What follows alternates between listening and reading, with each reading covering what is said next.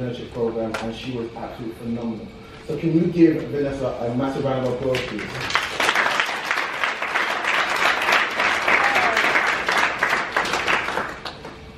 Hello, ladies and gentlemen. How's everybody feeling? Yeah. So that's me. Yes. Didn't notice.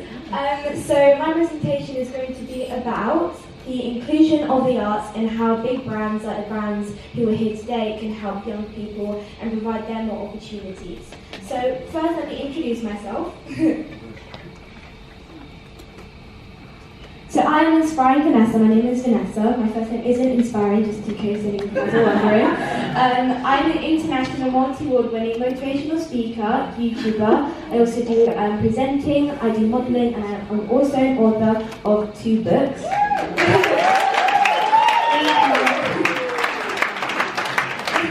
And I'm 13 years old, and I'm very young for my age. So I am the author of 2 books. The first one is called The 5 Secrets to Public Speaking Success, and the second book is called Vanessa's Book of Quotes. So let's get straight into this presentation. So the main thing that is based around this whole presentation is how we can help young people get more opportunities. So I came up with a simple 3-step, not really project, but it's a triangle, just make it look fancy. But 3 steps or 3 ways that big brands and corporate companies can help young people get more opportunities. So, would you guys like to see it? Yeah. Okay. Well, if you guys said no, I still have to show it to you guys anyway. So, the inclusion of the arts triangle. So, the first thing is problems and solutions, which is actually really funny because when we had the entrepreneurship workshop, Dean was running the workshop, which was lots of students having to make a product or like a business around a problem, and they had to find a solution to it. So before, when I was writing the speech, I didn't even know that's what it was going to be about. So that is a coincidence. So problems and solutions. In the world, there are many problems that may not get spoken as much as they should, which is why many young people may not be aware of them. Giving young people the opportunity to solve a problem will create a more independent and equal world. And plus, children do say the obvious quite a lot, which means it may be easier for them to try and solve problems. So, we have an example. You guys have probably heard of her. Her name is Greta Thunberg. She is 16 years old and she is a climate and environmental activist which made global change with her climate school strike protest. Some of my friends at school were even interested in them. Yeah, give her a round of applause. She was doing super well. And some may simply just say that she saw a problem in the world and found a solution. Obviously, it's going to be very hard for her, and she is still fighting for this global change, but she has made an incredible impact, and I'm even learning about her at school, so that's how you know she's doing something good.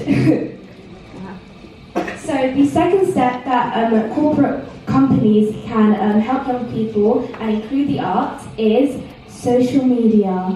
And you guys probably like, of course, this 13-year-old girl has to include social media in her presentation. But hear me out.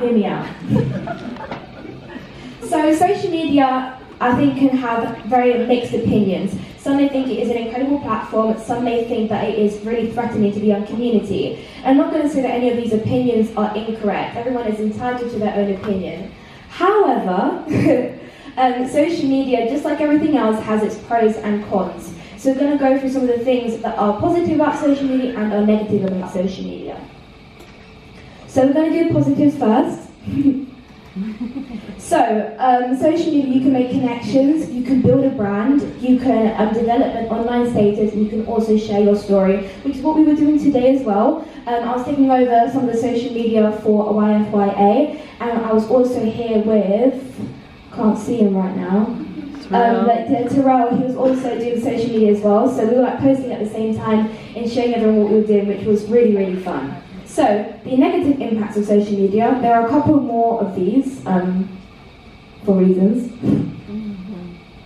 So the first one is comparison, constantly comparing yourself to people that you see online. It can definitely increase stress levels. It will definitely sometimes make you have a low self-esteem. There's always a very constant perception of perfection. there is a chance that you can have a high lack of confidence. And there is also cyberbullying, which I have actually been cyberbullied before, because I had a YouTube, well I still do have a YouTube channel, but before I did get cyberbullied from someone who was in my primary school that I found out about. And there's also body image. It can certainly be addictive, and there aren't any people who are like the same age as me right now, but they can probably say that social media is quite hard to get off at, especially if you need to do things. And also audience comparison, which basically means like comparing yourself to someone else who has like millions of followers and comparing your likes and your comments and everything like that. So the next one, well, before I do get into the next point, although social media can sometimes be bad, it can also be good. Social media is the place that all the young people are. So the best place to promote your brand or to promote these opportunities is to be on. Yes, you guys are getting it.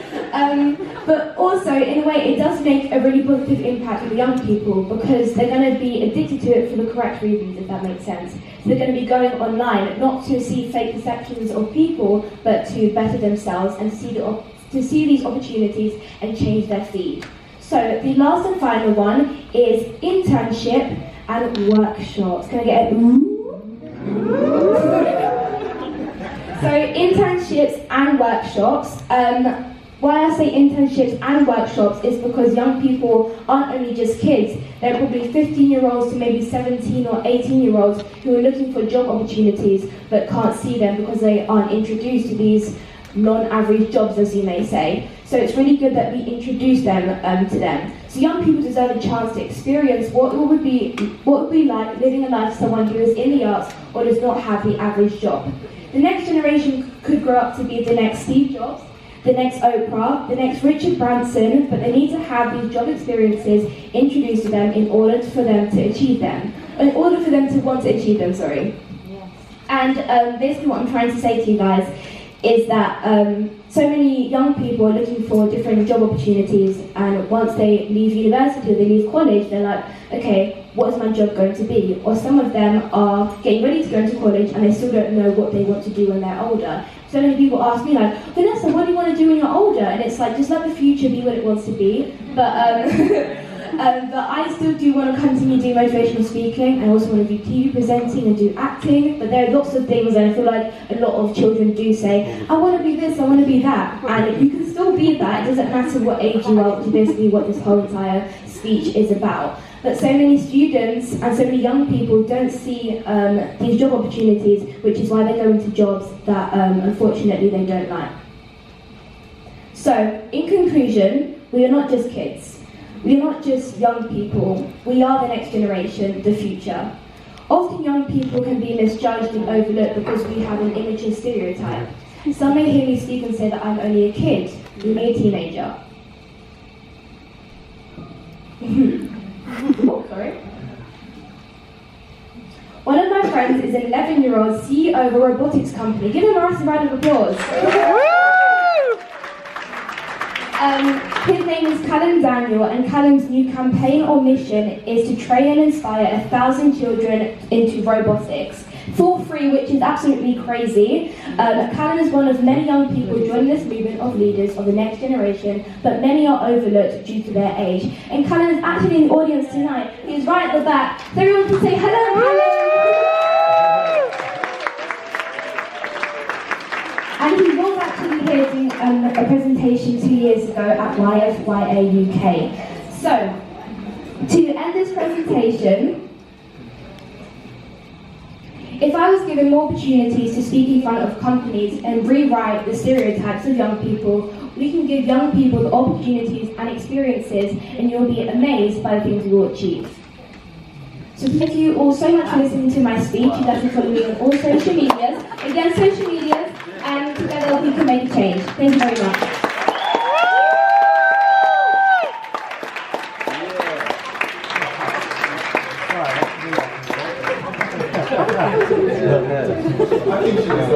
I think she deserves another round of applause.